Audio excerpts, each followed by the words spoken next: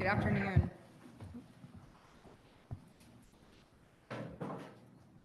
Okay, good afternoon. My name is Alyssa Calderhead, Public Transit Advisory Committee co-chair. I am calling today's meeting of the Public Transit Advisory Committee to order at 4:01 here. We're going to begin with introductions of all of the committee members. Please say your name, which city, town, or board appointed you. Let's start with the members in the room with Mr. Stover. Okay. Nick Gallo, town of Pineville. Anthony Hansard, town of Cornelius. Juan Contreras Suarez, MTC. Jeff Parker, town of Mint Hill. Alyssa Calderhead, mayoral appointee. And can we talk to the virtual attendant? Oh, I'm so sorry. Members first. Yeah. John Cock, town of Davidson. And then our virtual members. Abdullah Schools. Abdullah Olden, co-chair, Board of Commissioners from. Okay, and we will now introduce our CAT staff.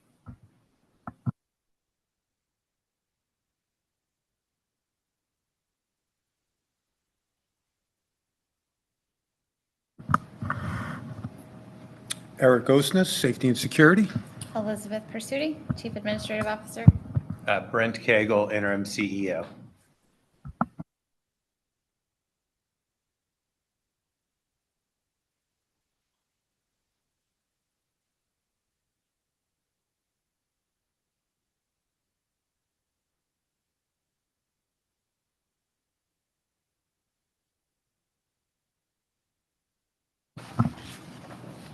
Okay, thank you all. We have quorum. So we will open up the agenda with topics for the committee member forum. This, again, is a place where members can share service issues, concerns, or raise topics for future agendas. We want to assure that your issues are addressed, and we will tack them on at the end of our meeting if any topics are raised. At this time, does anyone have topics that they would like to raise in the last 15 minutes of the meeting?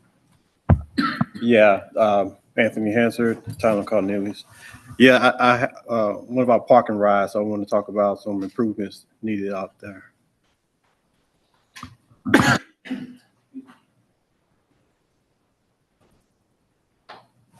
Juan Contreras Suarez, MTC. I'd like to discuss some observations from writing the 27 and get an understanding on how we track on-time departures from CTC.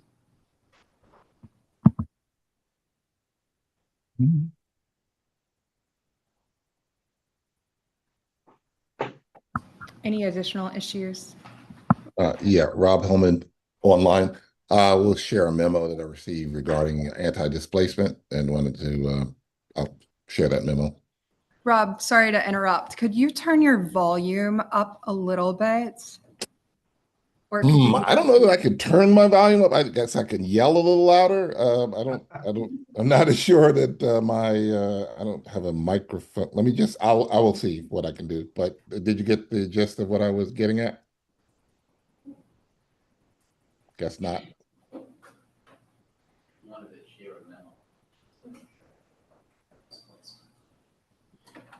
We've got that down, Rob. Thank you.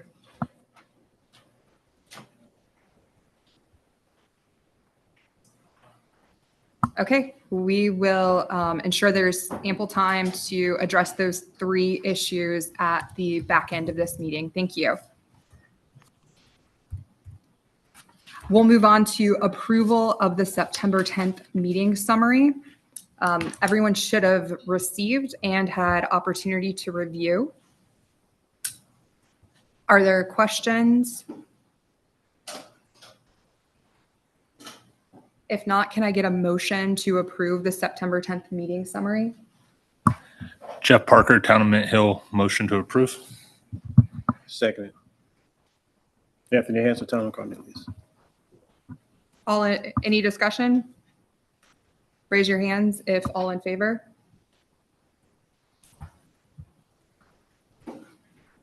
Remote participants, I only see one hand up. Oh, okay. Okay. All right. Thank you, Mr. Oden as well. No nays, and so those September 10th meeting summaries are passed. All right. So with that, we'll open it up for our public comment section of the agenda.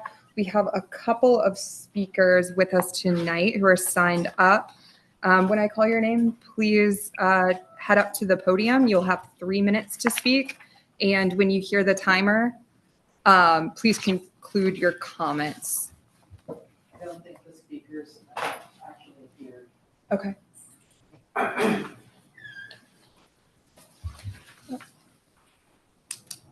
Okay, so we have Lisa Castanis and Nijay Oatman. Neither of those folks are with us. Okay, so that concludes the public comment period.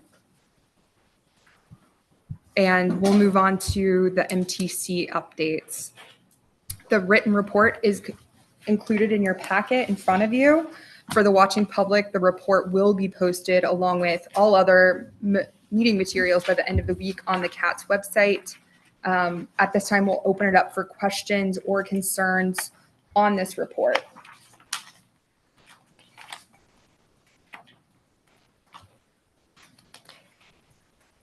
And this can be found on page 11 of the packet.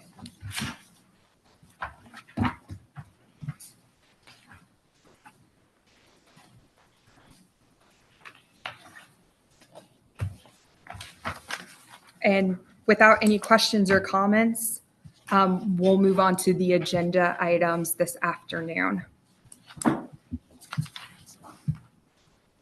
We'll open it up with Brent Cagle, interim CEO, to introduce the safety and security update.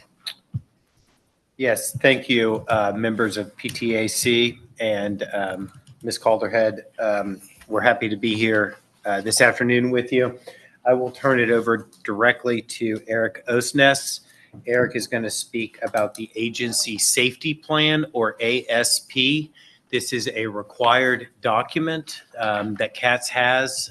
We work together with NCDOT SSO each year on this. And so this document, it is a requirement and it is updated annually. So updates and amendments to the ASP are normal and expected.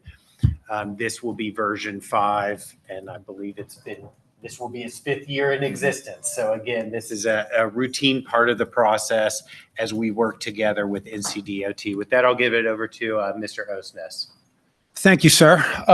So just to give a briefing on the ASP, as Mr. Cagle has described, this is a requirement of the FTA. It's a process that we work with the SSOA, and we work together to make sure that this plan meets the requirements of the SSOA's operating procedure.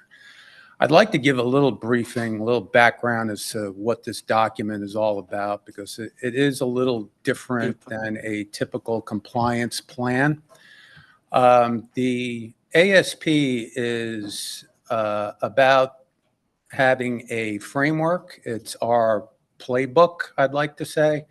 It's our playbook that enables us as an organization to integrate the function of safety within the business process throughout the organization.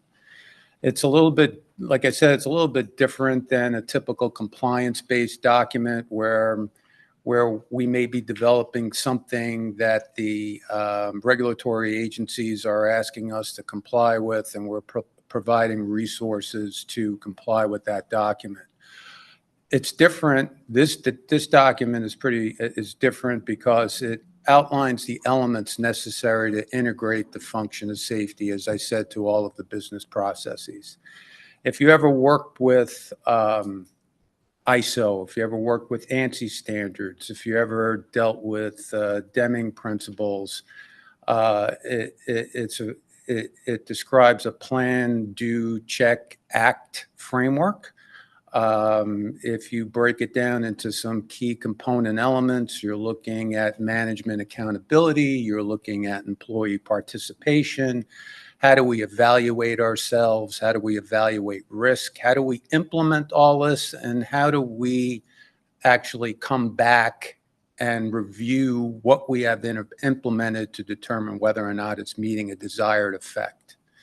So the FTA took these principles and turned it into a standard. And the standard by which we go by is in essence this particular plan is an output of those standards. So if you go to the first slide, it talks about the requirement under 673. Again, 673 talks about these critical elements that make up the plan that refer to those base principles I spoke about earlier. So if you go to the next slide, Emily, the way the plan is described, if you look through the table of contents, we're looking at management policy. That's in essence management accountability. How does Brent and how are we accountable, Mr. Cagle, I should say, sorry for being so informal. Mr. Cagle and I, how are we accountable for the dissemination of these principles throughout the organization? Risk management, if you look into the table of contents, again, you'll see the framework by which we determine risk. How do we look at our operations? How do we break down our operations into component parts? How do we determine high hazard operations? And how do we define formally what those operations are? Safety assurance, we'll be talking about activities related to, sorry, Emily, can you go to the next slide?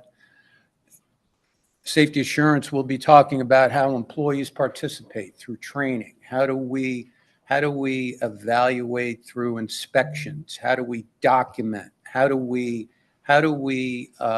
develop committees so that we have employee participation? And then the promotion piece of it. How does all of this get communicated not only to our employees, but to our community?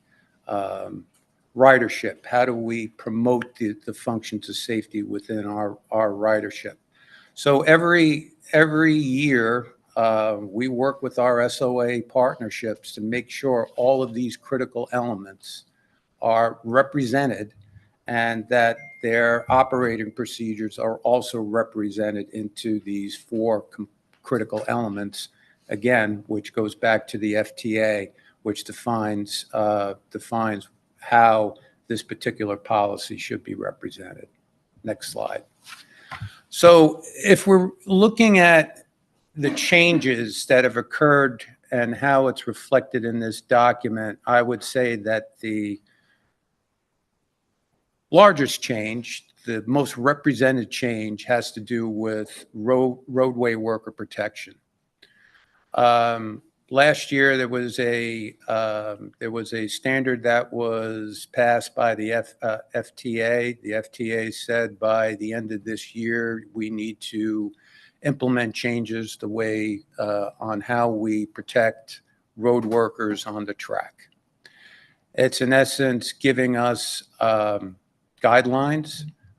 It's a compliance document that we need to abide by, and it tells us how we are going to provide zones and levels of protection on our roadway so that workers that are on the track, who are in the right-of-way, are protected from oncoming trains. So that's really the biggest change that the document represents. There are obviously other changes in there, and you can look at those changes at your leisure. But primarily, that's really what's reflected for this particular version is the roadway protection guidelines. I think that's really what I wanted to say about the latest update with the ASP. Next slide, Emily. If there are any changes, if there are any questions. Oh, one more comment, sorry.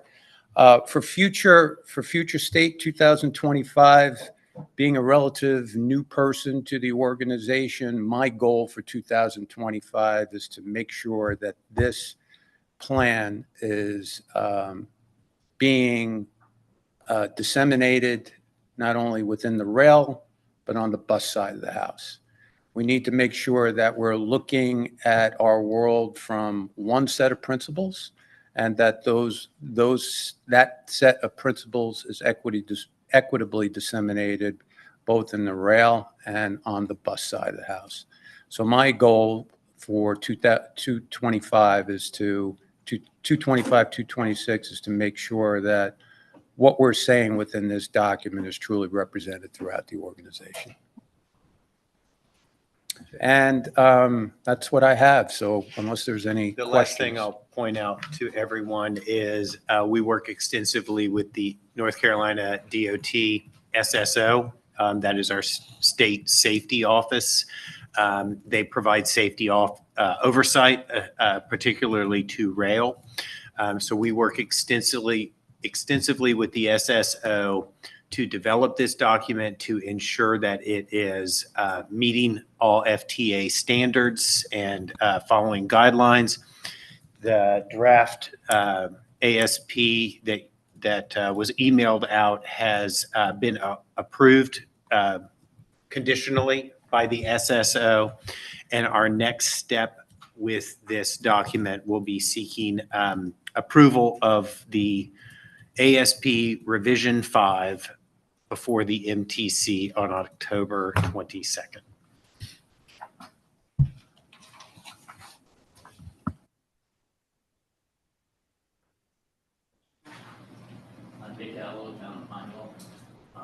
This seems to be the plan for internal safety for CATS employees, or does this extend out to customers? It extends out to customer, and it extends out to contractor as well. So, and it also extends to design. So if you really look at it from the perspective of how comprehensive this document is, it takes into all aspects of our operation. So not only what's occurring in-house with employees, it speaks to what's happening with our customer base. It speaks to how we certify projects in design through commissioning and testing, and it talks about construction-based activities as well. So I would say it's a fairly comprehensive overview. And again, it's about implementing that framework that I was trying to convey before. So one clarification too on this, and this isn't 100%, but I want to make sure. So, you know, in all of our daily lives, we sort of talk about safety and security almost interchangeably. The ASP is really, so when we talk about safety and the agency safety plan, that is not the same as a conversation about security, right? So when you look at the ASP, it's talking about how do we operate safely? How do passengers or customers or the general public interact with transit safely? And so that is one thing that sort of understanding that context, that when we're talking about safety, that there is a clear distinction between safety in this context and security associated with the system. I think that answers my follow-up question, which was, were there any revisions to this plan based on the tragedy that occurred, right, to this document? So I think I see how you're separating the two, but I don't know if there were any revisions in this part of that accounted for that. So one thing that we could talk about for next year's revisions is maybe some of the lessons learned and what strategies we are incorporating that may fit into the objective of this document. The document extensively talks about risk analysis. And what we have done with respect to risk assessment in relation to the lessons learned of this tragic event and the strategies that will and about to be implemented as a result, there may be a fit for this in this document as well to describe some of those strategies. And this is something, as Mr. Cagle talked about, where we're working with our SSOA counterparts very closely on developing this document.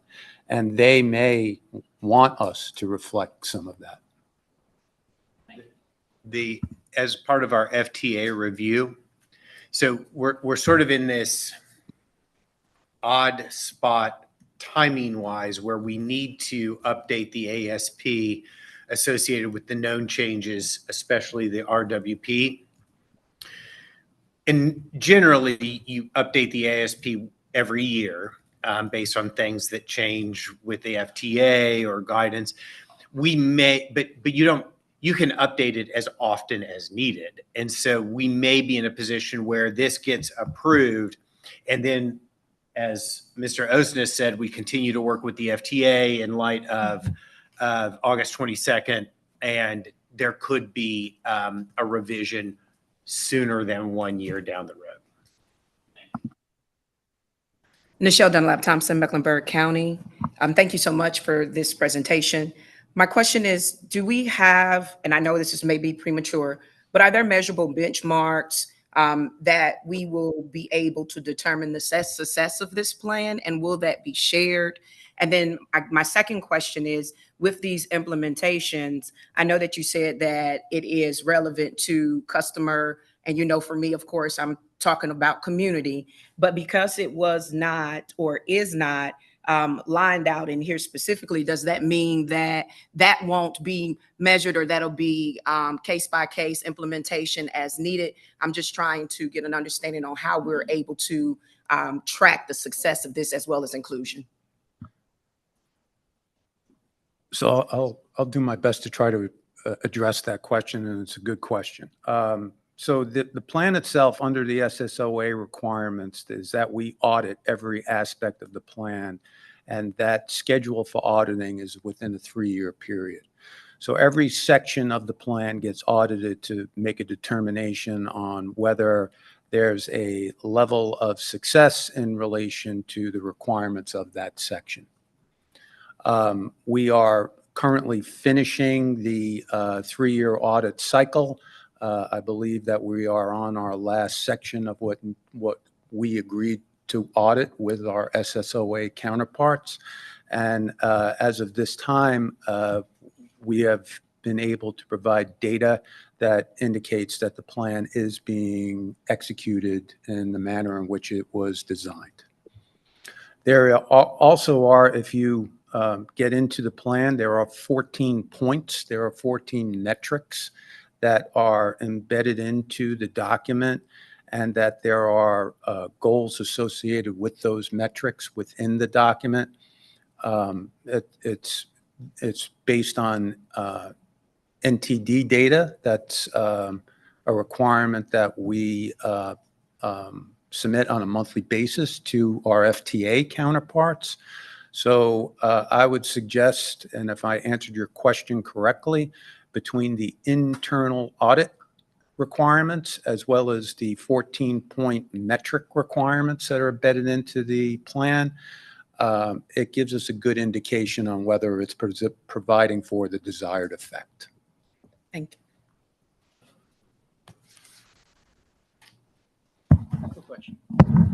Juan Contreras Juarez, MTC. Just minor clarity for my understanding. The document that was sent out prior to this meeting, it does say revision 5 on page 3, but it also has a November 2024 date. Is that just because this is still a draft document? I'm sorry. I didn't hear the question. This is still a draft document, and so it will be updated upon, if approved by the MTC. Okay, Yes. but that revision 5 that we received is the document that's being presented? Correct. Yes. Okay, thank you. Sorry, I missed your question.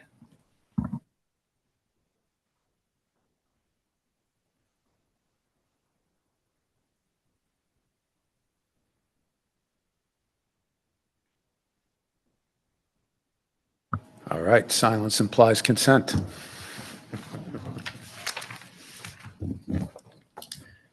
All right. Okay.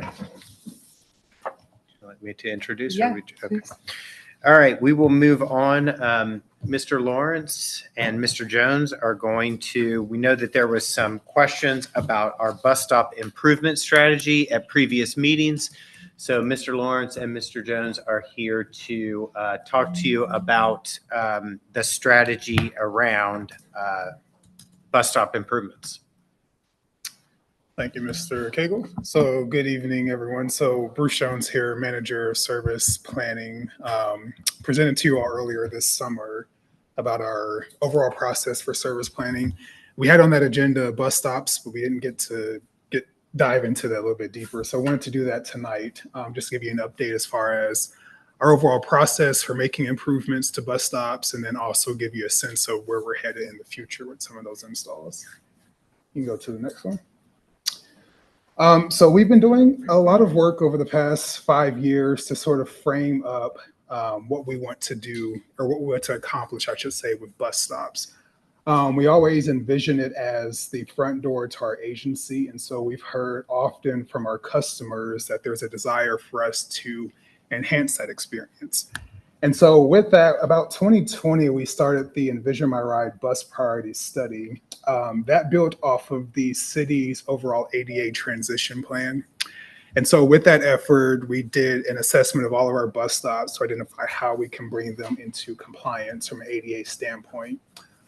With that effort, we also tied it into the bus priority study to identify how we can identify a capital improvement process for how we enhance those stops moving forward.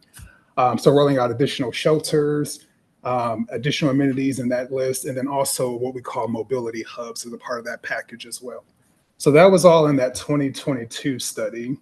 As a result of that study, we developed our improvement lists in that same year. We also framed up a new transit amenity contract with Toller. So what you see there in the images are examples of our new shelter product that we have began to roll out. This is replacing our Brasco units, or the blue shelters that you see traditionally in the field today. We're moving towards the new Toller product, or something similar that you see there. In addition to that, looking at how we can incorporate other amenities such as solar lighting. And I have more details of all of these broken down into the following slides as well.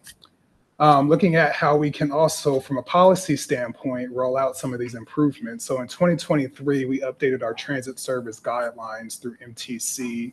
And really what that helped us do was create a new scoring approach for how we roll out amenities and how we prioritize future amenities as well. In addition to that, that same year, we did a public art engagement campaign to identify how we can install art glass to help beautify the bus stop as well. And then I shared with you last time our Adopt a Stop program, which is another initiative that we developed to tie it back to the community to help empower individuals to adopt a bus stop, if you will, and then also help collect trash and report any other maintenance issues to us so that we can address as well. And so this all ties into the overall Better Bus plan, which I'm sure you all have had presentations on. You can go to the next one. But really with Better Bus, so this is our 5-year improvement plan on the bus side to help improve service holistically. And so with Better Bus, we are implementing 15-minute service on our top 15 routes. So the routes that you see there in red will be all the future high-frequency routes. In addition to that, the plan is to have all routes come at 30 minutes or better in the future. Also expanding weekdays and weekend service as a part of the plan, and then also the microtransit program as well to 19 zones in total, covering about 100 square miles of the county.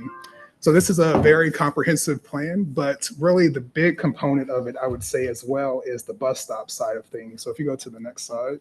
And Bruce, I think Tanya Jameson has her hand raised. I'm good. Yeah, if you mind, can we hold questions to the end, and then we can, if you don't mind, if that's okay. I'll ask you, Madam Chair, if that's okay. Just so we can get through, and then we can hold questions, and I'll make sure we get to yours online. Okay. So don't lose track of that thought, by the way. So as a part of the plan, we're planning to roll out improvements to 2,000 plus stops do the Better Bus program. So that's capital improvements to include new shelters, new benches, new amenities such as the solar lighting, a new trash can system, and then also at minimum an ADA accessible pad so that we can make sure that our services are accessible to all users. You go to the next one. And so I mentioned from a policy standpoint, in 2023, we took to our governing body a new scoring approach to how we roll out these improvements moving forward. So previously, how we rolled out shelter amenities, we based it on ridership. So usually 25 or more boardings was the qualifier for a shelter improvement. Through the bus priority study and other initiatives, we realized that that didn't really capture the big picture of bus stops. So there's other factors that we wanted to consider. And so what we developed was a new scoring mechanism to still use that 25 as a threshold, but there's other ways to get you up to that score of 25 for a shelter. So for instance, ridership based 1 point per boarding on average. If it's on a corridor that has a wait time greater than 15 minutes, that also gets you additional points.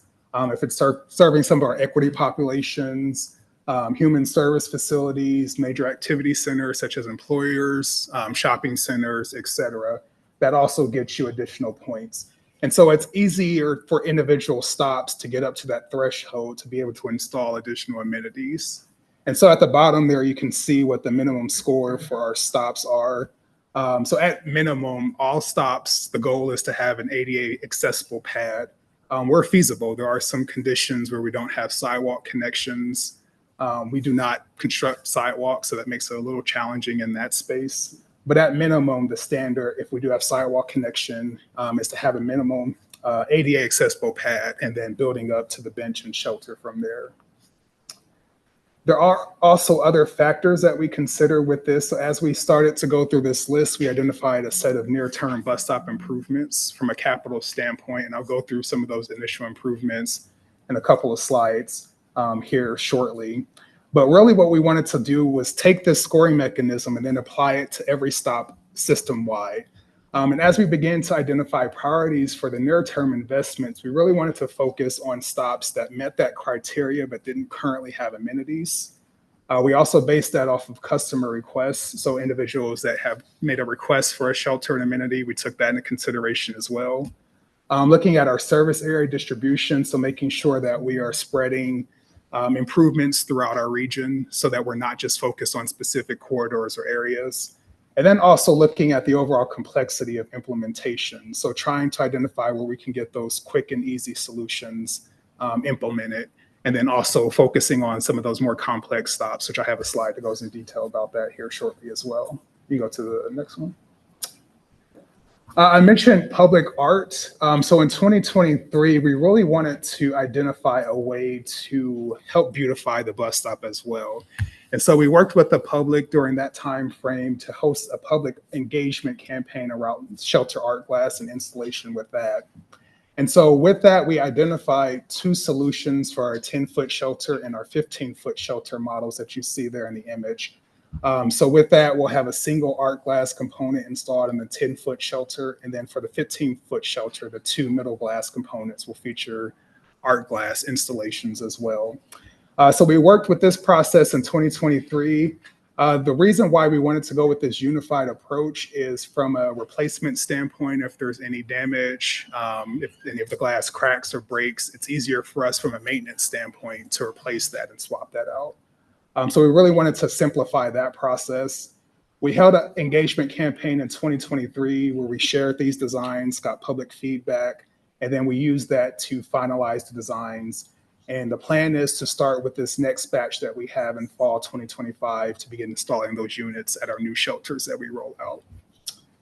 There are additional opportunities for us to modify this design. So for instance, if we work with area placemaking grants or special projects, there's opportunities for us to have a more localized or community design incorporated as well.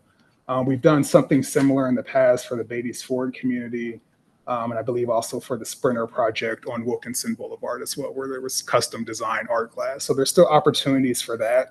But across the system, this would be the standard design that we're rolling out for both of those shelter types. You go to the next one. In addition to that, we hear a lot from our customers from a visibility standpoint that lighting is desired, specifically at night. We find in a lot of locations, while we do have street lights, they don't tend to shine directly on the bus stop. And so we even hear from our operators that sometimes at night, visibility is a concern where they don't see individuals waiting at the stop. And so to address that, we started to look at how we can deploy what we're calling solar lighting units. And so we have two distinct units that we're working with now. What you see there at the top in that image is a pole mounted unit that we have begun installing, I believe back in 2024. We have 6 units currently in the field and plan to deploy about 10 more in this fall. So how these units work is they attach to our standard pole and they emit light for 5 minutes at a time. They are pushed to activate. So a customer, when they walk up to the stop, they push that button and then it emits the light to provide a visible condition for them during that moment. And then if it turns off, they simply just press the button again and then it emits light for an additional 5 minutes. We are also exploring an additional solution to look at motion sensitive, I should say, units as well. So individuals, as they walk by, it will automatically come on so that they have that light automatically. In addition to that, what we have there at the bottom image is an example of one of our shelter types that we have, the Sunset series through Toller. That's not the unit that we'll be deploying specifically, but it's an example of what that will look like. And so we do have solar lighting within the roof that will be incorporated with that. And so it provides that light directly within the shelter. So it helps provide that visibility for individuals that are waiting at night for the bus. And so with this one, this will actually be automatically generated. So at every night, it'll automatically come on. And then once the daylight comes, it'll shut off automatically. We are also installing USB phone charging units at these locations as well. And so individuals, as they're waiting for the bus, let's say they need to get on the mobile app to purchase their ticket, but their phone is about to die. We will have charging units at some of these initial locations. And so individuals will be able to plug it in and then get charging at the bus stop as well. We currently have 13 locations or 13 shelters that we have ordered with this feature, and we'll begin to deploy that beginning this fall. The initial location that we will deploy this at will be on Beatties Ford Road in front of Northwest School of Arts. And then we'll identify additional locations to begin rolling that out as well. Go to the next one. So I touched on what we've been doing from a capital standpoint in terms of the order and how we prioritize our bus stop improvements. So I wanted to go into detail a little bit about our implementation progress and some of the work that we've done over the past couple of years from an ADA standpoint. Go to the next one. So as I mentioned, we've been using this effort to build upon the city's overall ADA transition plan. And so really with this, it's helping to bring our bus stops into ADA compliance, but then also helping to install additional amenities so that we can help improve that overall passenger experience. So we began our initial work in 2023 where we identified a number of stops. And since then, we had 32 stops that have been improved. Since our initial work began, we installed 22 shelters, 6 benches, and 24 trash receptacles at our stops across the system. And one of those stops that you see there on the example there is, I believe that's in the Matthews on, is it Trade Street or John Street? Or John Street. So that's one example of a recent install. We've also installed on additional corridors like Beatties Ford, Statesville, and North Tryon, just to name a few. We currently have an additional 76 stops that are moving through design. 64 of those stops are planned for shelters. And then 23 of those stops are actually moving through the construction phase. We actually have a pre-construction meeting next week with our contractor. And so we'll be moving those into construction this fall and then installing those additional amenities at those locations. We are in the process of receiving our new shipment through our supplier for the amenities. We received most of these. We're still waiting on one more additional shipment that should be here early next week. But with that package, we'll have 53 shelters to deploy, an additional 10 benches, 40 trash receptacles, 23 of those solar lights, and then 10 shelter map cases that we have, which are typically just units that we can attach to the glass as wayfinding information. So we can put our system map in there or any additional information that we can share with customers as well. And so just to walk you through the typical process for CATS improvements at bus stops. So once we identify the bus stops that we want to improve, we do an assessment to identify the level of complexity in terms of implementation. And so we have two different categories that we put them in. The simple stop are stops that are typically easier for us to implement. So with those stops, they're typically connected to a sidewalk and they do not require any additional right-of-way. And usually the timeline for that is about 1 to 2 years to complete from design to construction. We do also have our complex stops. So these stops do require an additional right-of-way acquisition before we can begin construction on that. So that just means that we do have to acquire property typically with that in order to construct the improvement and install the amenities. These typically take a little bit longer because of that. So usually 2 years or more from design to construction before we fully build that out. And this example just provides you a snippet of what a simple stop looks like. And so you can see here as we did our assessment, that pink line at the top represents the right-of-way line. So that's a public right-of-way. And so because it sits behind the sidewalk so far, we are able to construct an ADA pad with that and then also install a shelter at that location as well. So that's an example of one of our simple stops. And then you go to the next one. And so this one is an example of the more complex stop. And so as you can see there, excuse me, the pink line represents that right of way in this situation as well. But as you can see, it sits a little bit closer to the front of the sidewalk. And so our shelter will actually sit behind that right of way line. And so because of that, we do have to acquire that property or secure an easement before we move forward with that. So that makes it a little bit more complicated to construct. That doesn't mean that we're giving up in situations like that. It just means that we have to go through those approval channels before we actually implement that. You go to the next one. And so with this package, we also are planning to replace our existing amenities across the system. So through the Better Bus effort over the next 10 years, we'll be doing shelter replacement. So we'll be shifting away from the blue Brasco units that you see there at the top to the new Toller units that we've been installing.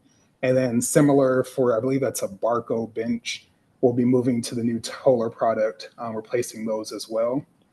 With this order that we just received this fall, we have about 26 stops that we have identified that can receive shelters. And so we're working to identify which locations make sense for shelter replacement now.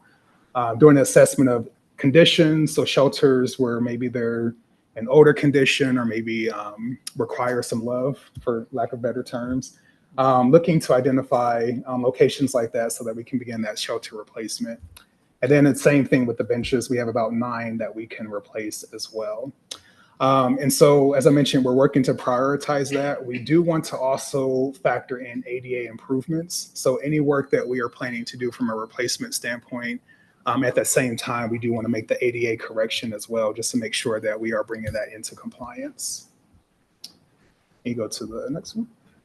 And so I mentioned some of the work that we've been doing internally with our own funding. We do also have the benefit of having community partners and organizational partners through the city as well. So specifically with CDOT in the city, we have strategic investment areas and then also corridors of opportunity that we've been partnering with.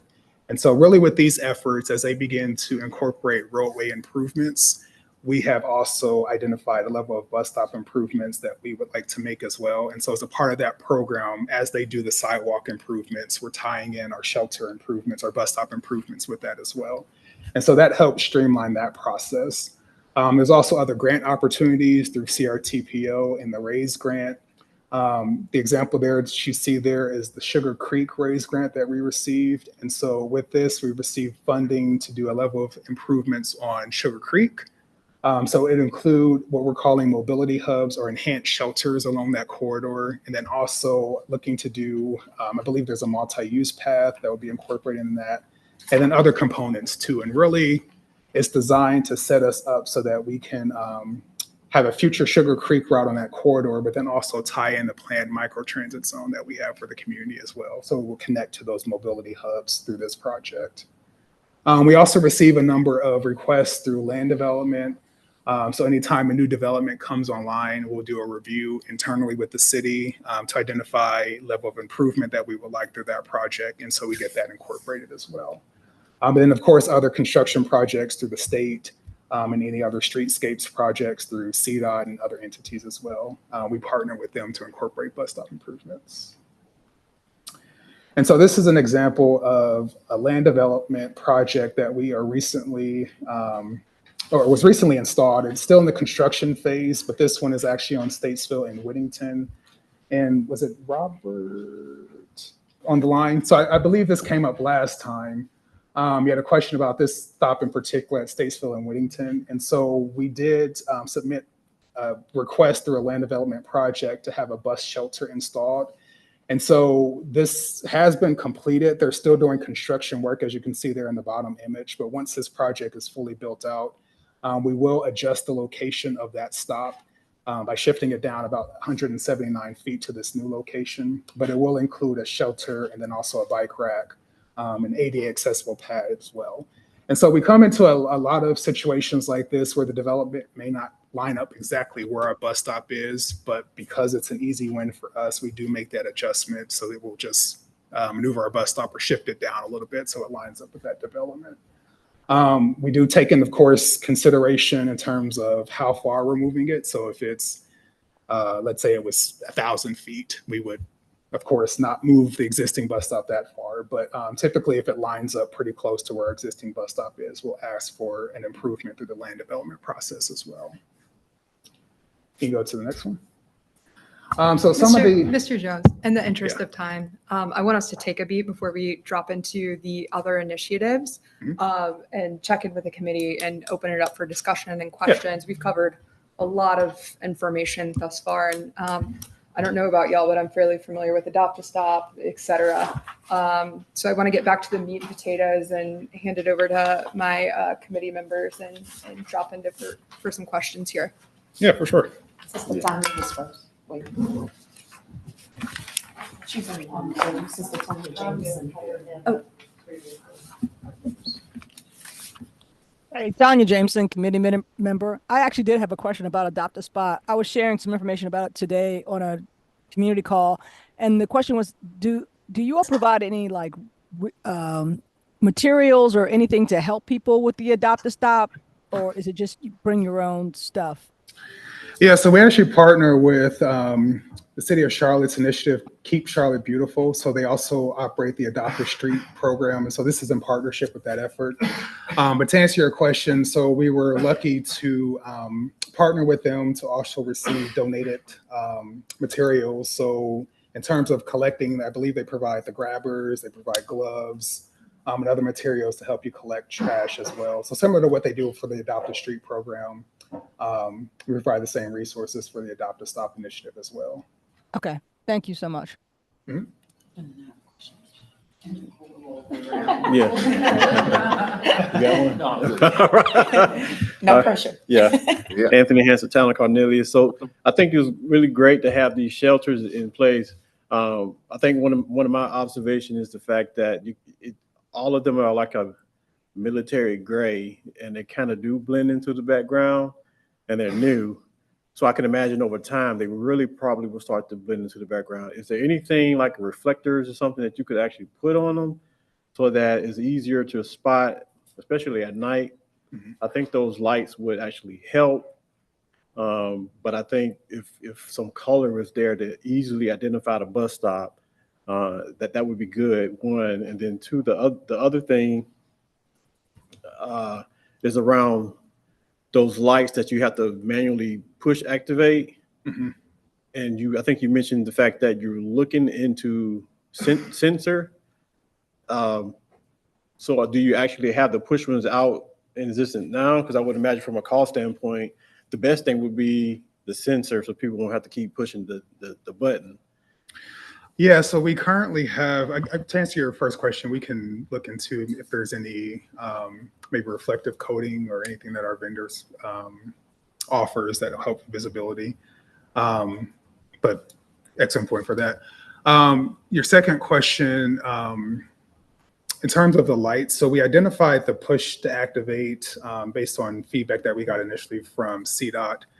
I think the lighting, they had concern if we were to deploy those units and just have the lighting on from night to the morning. And so we settled on push deactivate. I think the sensor one does make a lot of sense. We would have to test out, which we are in the process of doing with another vendor. We just have to test out how that works. We do want to also be aware of the battery life for the unit. So if it is a sensor unit, does it turn on every time someone walks by on the sidewalk or every time a car drives by? We have to test that out. But yeah, we'll continue to monitor that and see how that works out for us. So, that light, is there any tactile identification on that, or is it a raised button or flat? I don't know off the top of my head. I'll double check. And we can get back with you on that. And also, you mentioned the ADA compliance. Do you have a list of organizations that you're working with to identify the accessibility part of that? So we don't have a list, and we haven't worked extensively with specific organizations. As we're starting to roll those improvements out, we're just mainly taking a look at, well, let me take a step back. So we did, during the initial analysis, look at where we have a heavy concentration of wheelchair boardings. And so we're able to capture that at the fare box level. And so we identified routes where we have the highest number of wheelchair boardings to help prioritize improvements at those locations. I think as we continue to move forward, we'll be more than happy. If you have a list of organizations that you recommend for us to engage, we can definitely make sure that we include them in future planning efforts. Because I think that'll be important information too, specific to locations the individuals typically access. That'll be information to help guide us through that process. And my last question, you mentioned the USB ports for the phone Mm-hmm. chargers. Have you considered implementing the use of mobile apps to identify some of these bus stops? I know he mentioned the reflectors, but there's some software that can be used for people that are blind, folks in wheelchairs, to identify these stops by using their phone, more with a beacon to identify these bus stops. Hi, Elizabeth Pursuti with CATS. We actually have a staff member who has a project that is working on that, and will be relaying recommendations to management here in the next couple of weeks. And so on what might be some good options. And then as we look to move forward, that would be definitely something we'd be bringing back to PTAC. Nichelle Dunlap Thompson, thank you so much for that amazing presentation. I'm just bringing some information from boots on the ground, being out in the community, hearing from other CATS staff.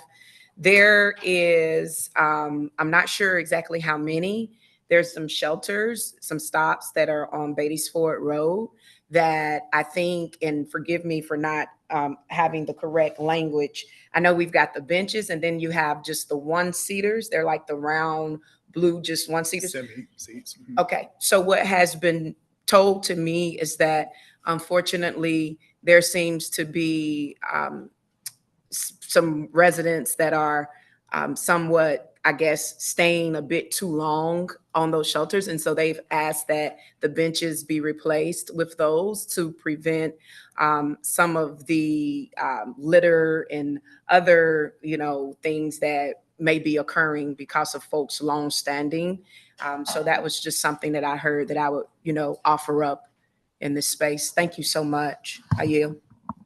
Thank you. Yeah, I don't know if you Jeff can hear me. Parker, Town of Mint Hill. I have some questions / concerns around the timelines it takes to implement these things. 1 to 2 years for a simple stop and then 2 years for a complex stop seems a bit excessive for what amounts to a small concrete pad and a shelter that You know, I've never installed one of these shelters, but it looks like something where you essentially drive a couple of tap cons into the concrete and build it, you know, in like a prepackaged assembly. My question is what my first question, I guess, is what is the timeline from, you know, groundbreaking to completion? Like, forget all the administrative stuff up front. What is the timeline for actual construction?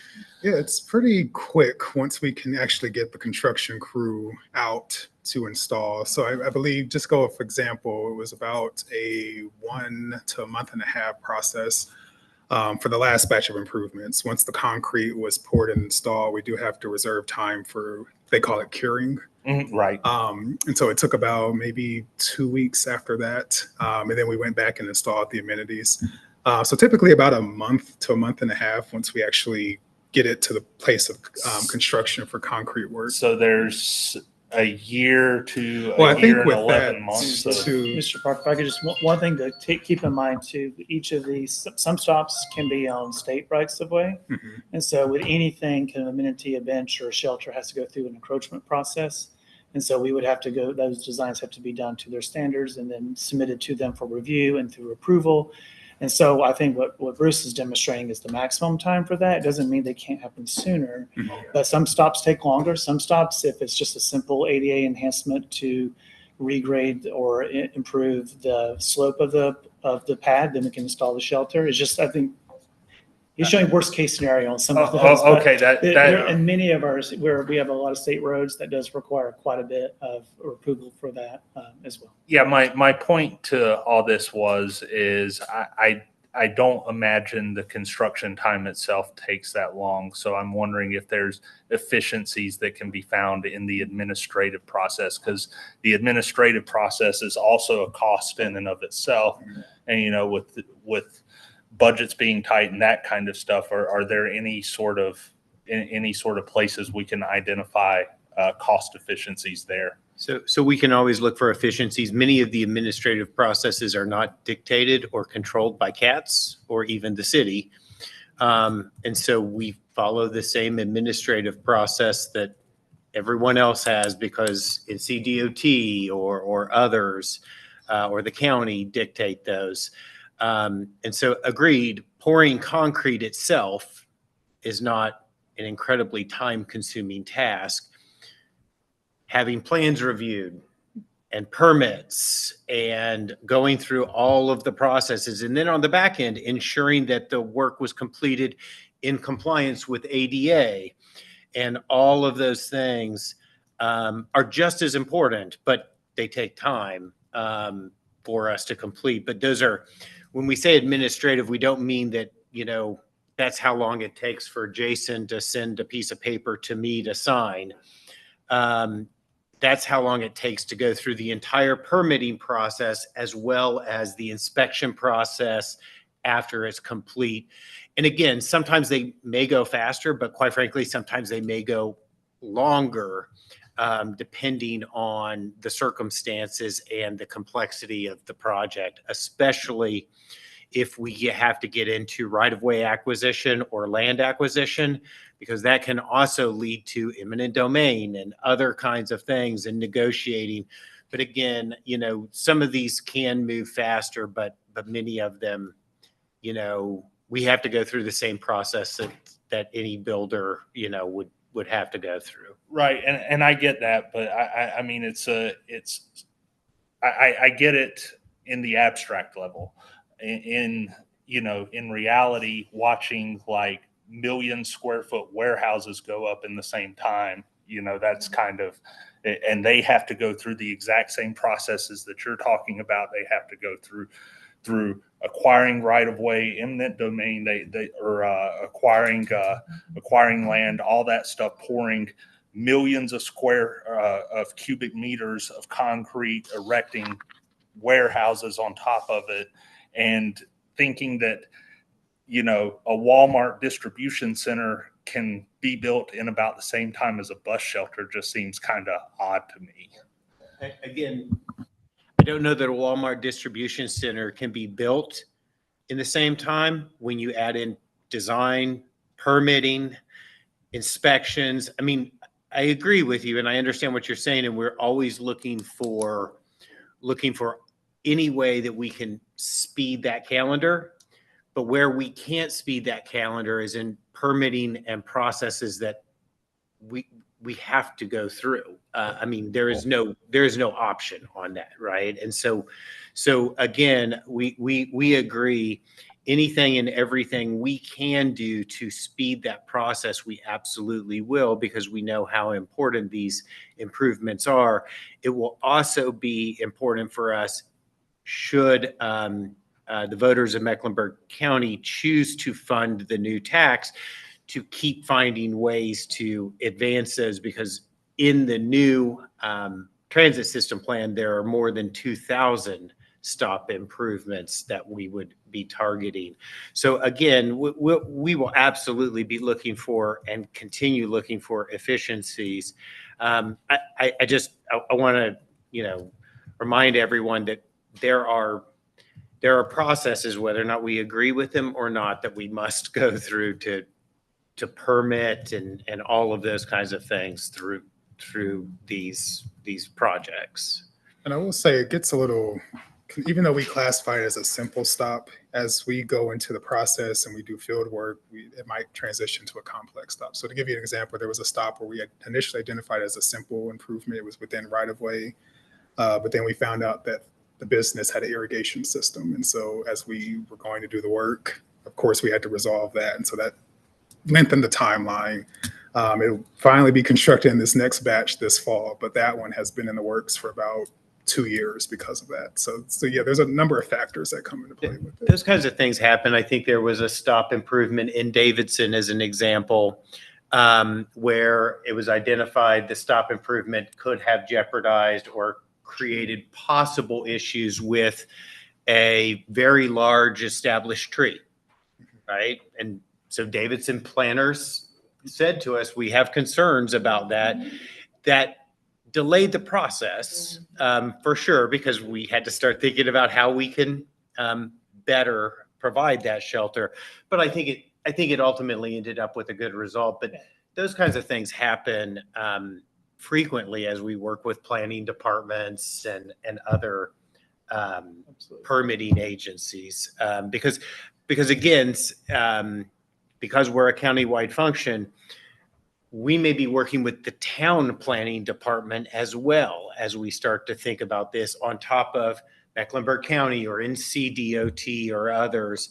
And so all of that sort of comes together. And I know that, all of our team is dedicated to doing this as fast as possible because of how important amenities at the bus stops absolutely are. And the last thing I'll just add is that by doing batches of stops, which is a new approach, that now we've got 50 stops that have been designed, ready to go, and then we're starting the next batch. So that makes it more attractive for somebody coming in to bid on that work, that there's enough work for them to go out and do in more batches. So we're certainly think that's an approach as well that's been useful. Veteran Bird, Town of Matthews. 3 quick questions.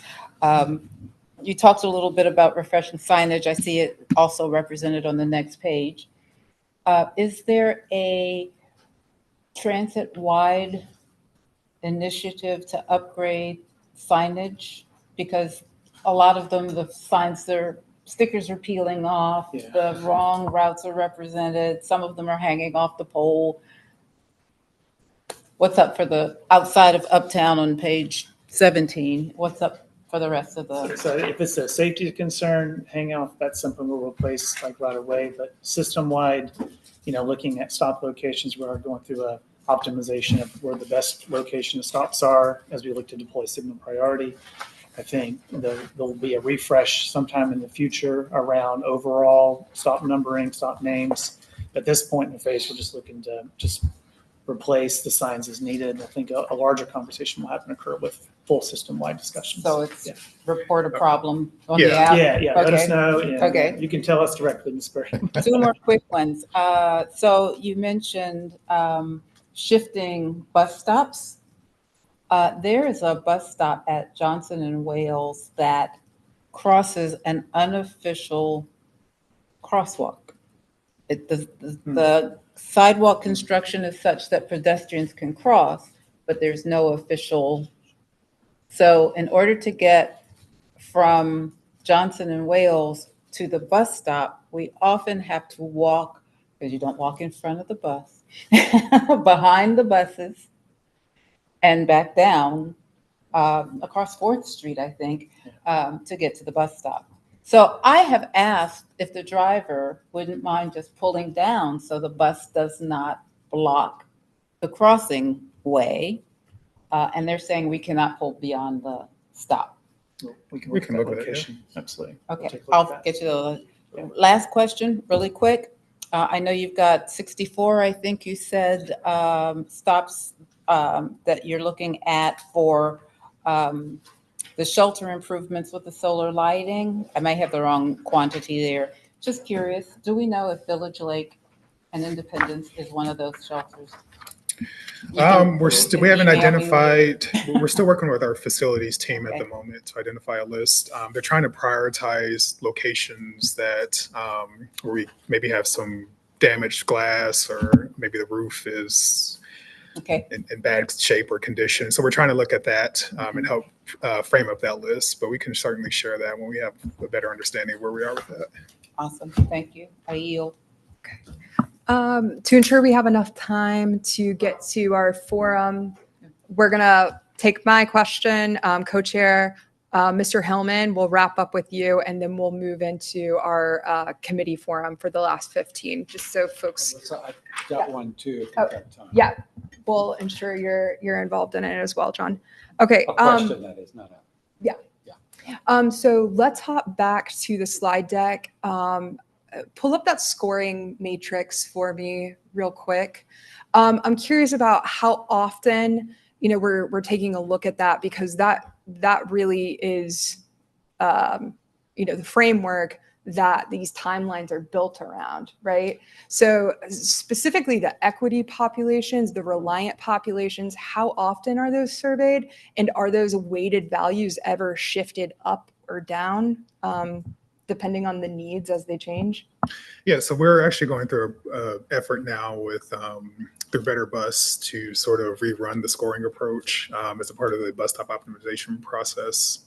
So we will be rerunning the analysis and we'll make necessary adjustments. I think you make a very valid concern about weighting, and so we'll take a look at that to see if there's any adjustments in that space we need to make as well.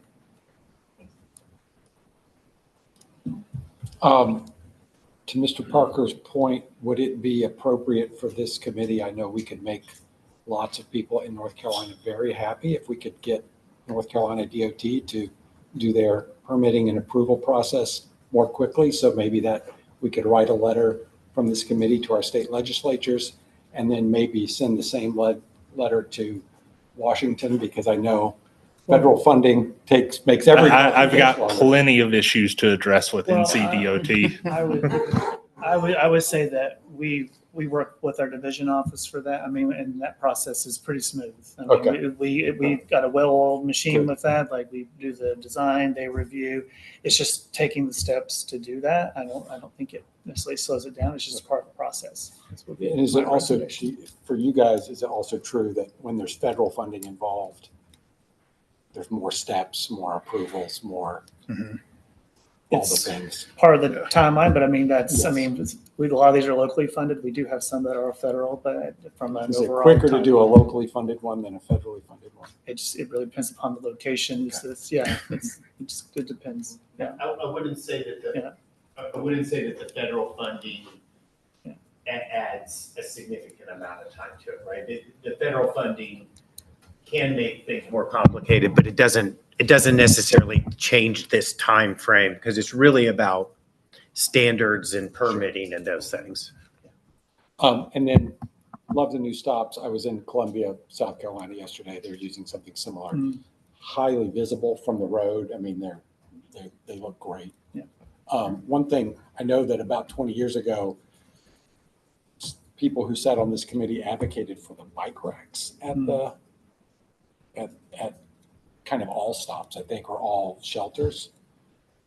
And I'm wondering if you all I'm wondering now if how much they're actually being used. Now that there are bike racks on buses, how many people are actually leaving their bikes at the shelters? And that may be a possibility to save money on concrete and materials. We haven't seen, I mean, that one example was at the request of the developer, but people do often take their bike with them because they need it on the other end of their trip. Right. Mr. Hillman? Yeah, I guess the thing is, can you hear me? If you wait long enough, your question gets answered. So my principal question related to the time frame, because I saw that it was a 1 to 2 year, well, so it's up to 1 year and then 1 to 2 years. But I will say for the stop that I was concerned about, it seems like the cycle's a lot shorter. You guys are going to make me look like a hero when I go back to the frat house and tell them that there's going to be a shelter in sort of within the next few months. So that would be a thank you for moving that process forward, however it got moved forward. Yeah, of course. Yeah, we love our land development partnership, so hoping to keep that effort going. So yeah, thank you. Okay, with that being said, we'll move right into our committee forum. I'll hand the floor to Mr. Hansard to kick us off. Yeah, Anthony Hansard, Town of Cornelius. I just have one thing at the park and ride, the Shefton Park Drive location. Most of the trash cans there are kind of like falling apart. They got like the wood slats on them that are broken and falling all to pieces. So if you can get someone to kind of address those. 1, 2, going back to that gray, the emergency sign that's out there, you can really no longer read the word emergency on it. So I wouldn't, that needs to be addressed as well. Yeah, it got to be more visible so people can hit that. Yeah.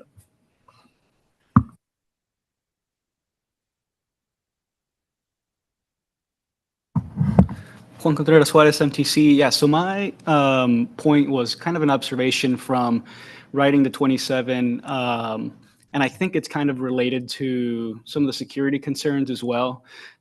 Something that's happened pretty often is we will come back, for some context, I take the Gold Line down to CTC and I wait for my bus there and then I head out from there.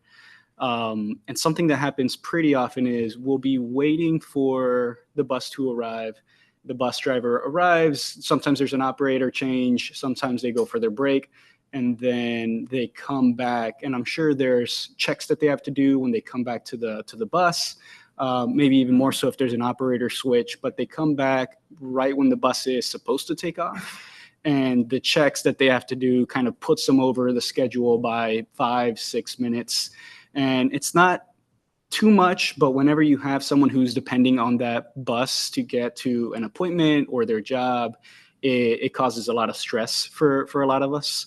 And it's happened a few times where that's a pretty big trigger point for some more verbal interactions between the operator and the riders. And so my question is, what are we using to track that on-time departure from the drivers? Is there a way for them to say, I'm not getting enough time to do my checks, I'm not getting enough time to take my break, and so that's what's causing this delay? What are the processes in place for that switch? Yeah, absolutely. So we track on-time performance across all the time points that are on the bus side. So throughout the course of like the Route 27, like maybe, Pecan and 7th is a time point, CTC is a time point. So we measure the arrival and departure time from each of those, and we measure earlies as well, because we want to see both sides of that. And so we have an on-time performance task force that's led by a member of my team in partnership with the Transit Management of Charlotte. And we work together identifying, at some levels, an operator that it may be, leaving late from CTC, because if you leave late from CTC, then you're typically going to be late along the whole route, and then that causes a lot of stress to the operator. And so I think for that specific example, if you see that happening, let us know the exact time that it's happening in the day. That gives us enough information to know that exact. But we can also drill down and look and see if that's a habitual thing that's happening. And then we can talk to the operator and do some coaching. Or we can also adjust the schedule, because he may not have enough time, because if they came in late from the other trip, it may have caused them late for their break. So we look at all aspects of it. It may not just be that trip. It could be the trip prior. They could have been coming from another route as well. So we'll dig into that Route 27. We can look at that route specifically. And if that's something you've seen come up, say more recently, or if it's been kind of an ongoing thing, we should be able to see that in the data. And even if it's a time of day thing too, because we tend to have worse on time in the afternoon than we do in the morning. So yeah, we'll take a look at that. Certainly, sure. We'll look at Route 27. Be happy to report back at that at the next meeting. And I just wanted to add to that, Nichelle Dunlap Thompson, Mecklenburg County, and of course, I'm not indicating how you conduct your internal workings, but I don't want these conversations to lead to anything consequential for operators, if you know what I mean, not necessary, but more so just correction. I just wanted to name that so we can make sure that these operators are protected in all spaces. I yield. We certainly see it as a coaching example to understand, because it could be, we have a lot of new operators that are on the street now. And so it's just really just understanding how to run their route, but also are we giving them enough time? And that's the purpose of the on-time performance task force. Thank you. Mr. Hillman, I believe you had a memo you wanted to speak to on anti-displacement, correct? Correct. Yeah, as a consequence of being engaged and involved in lots of civic groups, as well as being on this particular committee, I received an email or an anti-displacement measures or proposal from the, I believe it's West Boulevard Neighborhood Coalition, and I wanted to submit their proposal to the group for review. And it actually has gone out to County Commission. It's actually also gone to the city of Charlotte. So presumptively staff has received this as well, but wanted to elevate it to our committee, because I think when you review the memo, you see some fairly reasonable, at least to my mind, suggestions on how we might consider or manage or address displacement. And then I yield my time back. I guess what I would also say is I'm encouraging them to actually come to this committee and make a presentation directly so that they can highlight their work. Mr. Hillman, I am doing my best to read between the lines. We are having, personally, I think I'm having some audio issues.